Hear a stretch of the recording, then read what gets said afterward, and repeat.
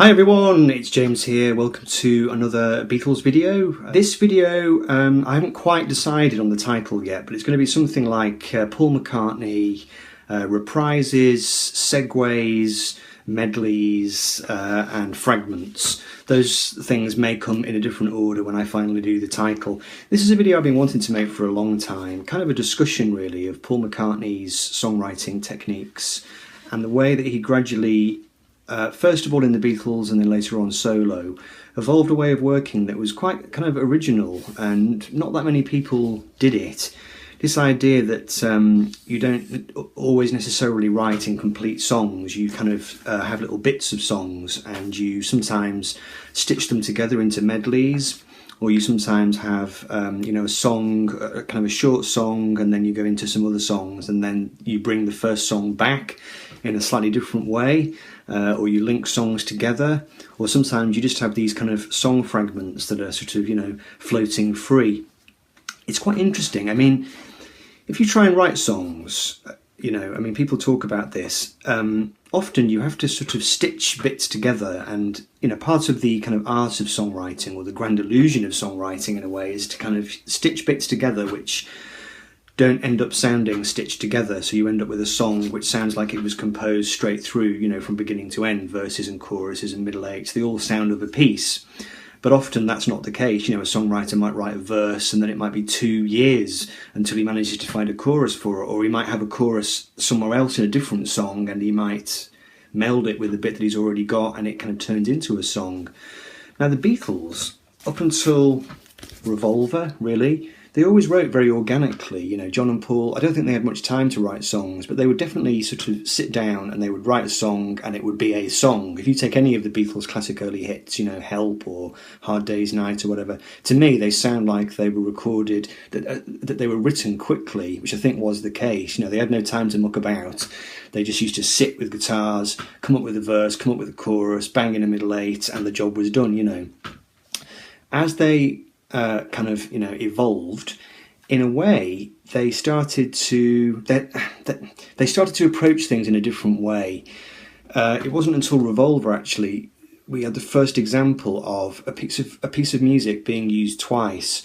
The example being the guitar solo, I believe, from Taxman is later reused and placed into Tomorrow Never Knows, played backwards. So I think, anyway, that was the first example I can think of where they kind of broke with the formula in the sense of, okay, let's have a song or a part of a song that comes back again in a slightly different way, But really, it wasn't until Sgt. Pepper, I don't think, that they really started to experiment with what it meant to write a song or to have a sequence of songs. And it was quite weird because it seemed like it was completely out of the blue. They hadn't done this before, where the kind of, the first song is almost like a fragment really, and it kind of melds into the second song. So you have the Sgt. Pepper opening, which kind of melds into With a Little Help from My Friends, and then later on in the album, of course, you have this the kind of sequence of songs towards the end, a Good Morning, segues into A Day in the Life, and so on and so forth. And then, of course, you have the song A Day in the Life, which was the first time, I think, where McCartney and Lennon had two completely separate kind of song fragments. McCartney's was more in the nature of a fragment, I think, whereas John's song was probably more of a finished song. But rather than trying to put them together in a way that kind of seamlessly joined and just turned into something that sounded like it had been composed in one sitting, they sort of deliberately had a thing where they had two different songs connected with this sort of orchestral passage. And so what came out the other end wasn't really a song in the traditional sense of the word. It was more of a sort of collage using this technique, this segue. Now, there's various reasons why this might have happened. One of the theories that Mark Lewison talks about in his book, Revolution in the Head, is the idea that the Beatles' quality control kind of started to slip a little bit. By the mid-60s, or by 1967, they became less interested in perfecting songs, and they became more interested in the studio and how things could be put together in the studio. So if you had a song fragment here and a song fragment there, why bother trying to develop that song fragment into a larger song where you can sort of just join it together with that song fragment, or you can or just keep it as a short song and segue into the other song, you know. A very different way of working, and I mean, it certainly works great on Sgt. Pepper. They didn't do it so much on the White Album because things had fragmented, I think, by that point, and perhaps the Beatles weren't that interested in trying to join bits, you know, to other bits. But certainly Abbey Road, of course, is where they sort of perfected the idea of having song fragments that would segue into each other. The second half of the album features the famous medley, and one of the great examples is the tune of "You Never Give Me Your Money," which you know, comes back in the Abbey Road medley, you know, towards the end. Absolutely masterful, and the way that it kind of appears initially as a piano piece, but then it comes back later as a kind of big orchestral theme, you know, really kind of grand sounding. And I think they kind of paved the way in that sense for a lot of the progressive rock that came up in the 1970s, that kind of, you know, symphonic idea. Of course, it was borrowed from classical music. That's where George Martin came in handy, I suppose. You know, the symphonic form, I suppose, the idea of the symphony is that you develop, you know, a musical idea, and then you basically treat it in lots of different ways. You have it coming back in a different key. You revisit the tune, but do something different with it. So it kind of starts to weave, you know. George Martin had that level of skill and vision to be able to do it. It was something that Paul wanted to do anyway, I think. And it certainly works great on Abbey Road. There's a couple of real song fragments, I think, from John on this album. Me, Mr. Mustard and Polythene Pam. To me, they just sound like little ditties, and they couldn't really think of a way of developing them into proper songs, so they just kind of stitched them together. It's quite funny. It's quite surreal, I think, you know, and it was certainly a very original thing to do. I don't know who else was doing it in the 60s. I suspect Pete Townsend was probably doing something similar at the same time. I don't know about Zappa, but certainly the Beatles, I would suspect, were one of the very few bands that were really experimenting with song form in this way. And then what happened then was Paul gradually carried the work on into his solo work. Now, this first album by McCartney is quite interesting in that it is really song fragments. You know, he'd gone from the Abbey Road idea of segueing and you know, reprising things, you know, bringing things back, trying to create a longer piece out of lots of small bits. But with this album, he kind of sort of abandoned that and just said, right, here are some song fragments. Having said that, there is one little example where he tags on a little bit of a song called Suicide, which comes on the end of one of the tracks on this album, I think. I think it comes at the end of maybe Hot as Sun, possibly. I can't quite remember. It's a song he wrote for Frank Sinatra. Didn't really know what to do with it, so he just kind of has it tagged on the end. Very much like, I forgot to mention, Her Majesty is just sort of tagged on the end of this album. They didn't really want to turn it into a proper song, so hey, let's just sort of tag it on the end. So this was rather fragmented as an album. Didn't really have that kind of weaving and reprising and segueing all that much, apart from that one example. But then on RAAM, he did it quite a bit on this album. I suppose the most notable example is the song Uncle Albert Admiral Halsey, which to my ears definitely sounds like two different songs, which he just decided to kind of ram together, so to speak, and turn it into one piece. It's not exactly one song, but it's one piece, or it's one track. The other example on this record, there's a little bit of Big Barn Bed tagged onto the end of, I think, the Ram On reprise. So again, you've got the reprise of Ram On, so it kind of, you hear it once on side one, and then it comes back on side two, and then he tags on a little tiny bit of Big Barn Bed, which probably hadn't been finished at that point. So it was on the next album that turned up as a proper song, you know. But then on this record, you've got Little Dragonfly, which I think is probably two pieces that he joined together into one. And of course, you have the side two medley on this record. Lazy Dynamite, Hands of Love and Hold Me Tight, which was a kind of unsuccessful attempt, I think, to duplicate the Abbey Road medley. But whereas the Abbey Road medley contained some really strong ideas, I think, you know, arguably on this record the ideas weren't that great. The song fragments themselves were not that brilliant, which is why the medley seems to kind of slightly, you know, become a little bit laboured. shall we say.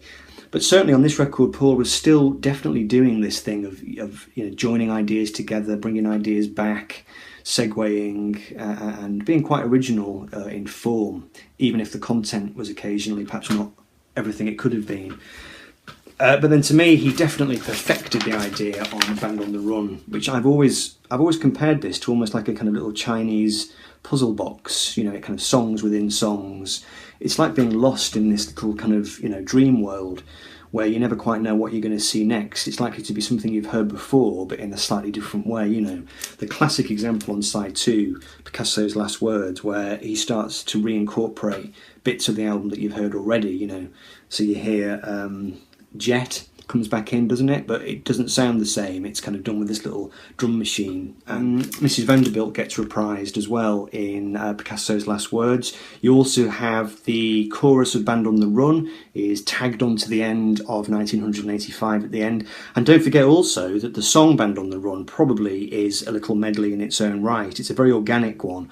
But the first section, Stuck Inside These Four Walls, etc., goes into another section which is very, very different. If we ever get out of here thinking of giving it all away, which is a completely different song. It has a different feel, has a different rhythm, is sonically different, and then that goes out into the main Band on the Run section. So Band on the Run, on one level, appears to be just a song, but in fact, it may well have been 3 separate songs which are kind of segued together, and that's how we got one piece out of it.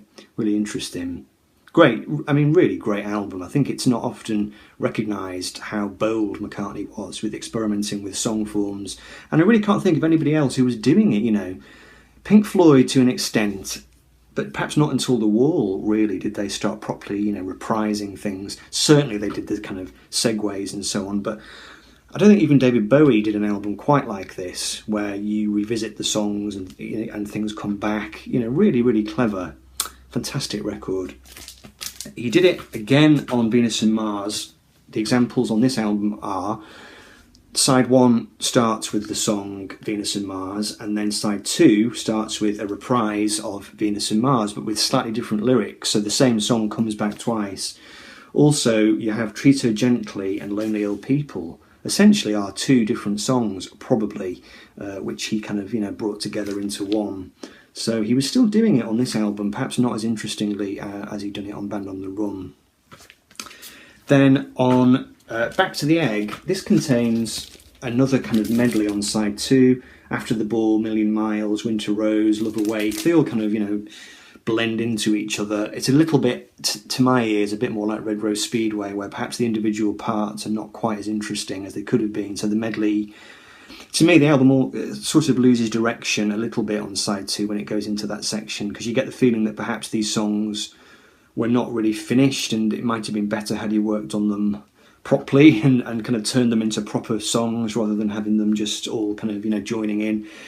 But it just goes to show that he was still interested in this technique, and he was still quite willing to do it, and for that reason, even though I'm not hugely keen on the material from that medley, I do like some of the stuff. I do like After the Ball, but it's still interesting the way he was experimenting with song form in this way, and he kind of did it less and less as time went on.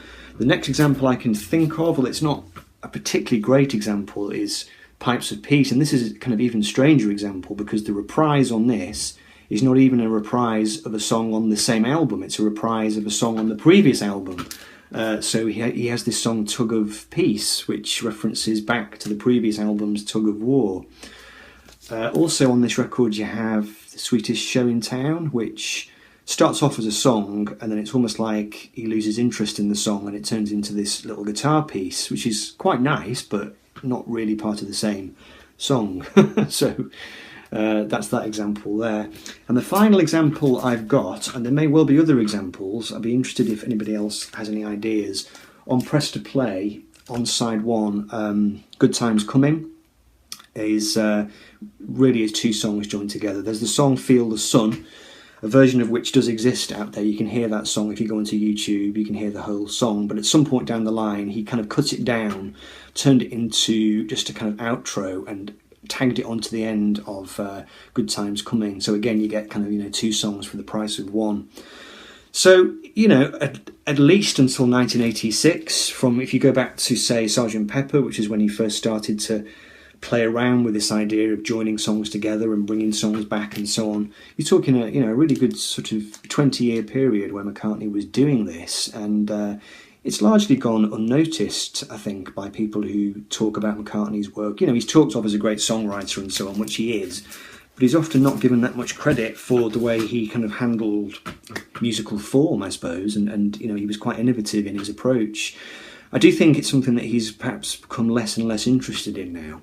Certainly if you listen to an album like New, for example, I mean, that to my ears it is just very much a collection of songs. You know, there's no attempt to bring themes back or to join stuff together, because often the songs are produced by different people anyway.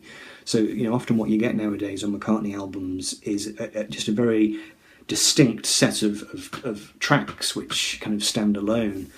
But I think his most interesting work often, and it's one of the reasons why Band on the Run is still my favourite album of his, is the albums he did where he was a bit more imaginative, and you know, he had kind of bits of songs lying around, he was stitching them together, he was using fragments, he was using reprises, bringing things back, he was stitching material into medleys, you know, always with this great sense of ingenuity and imagination. Just one of the many reasons why McCartney is such a fantastic songwriter. Okay, folks, I'd be interested to hear your thoughts. Can you think of any other examples? I hope you enjoyed the video. Take care. Bye.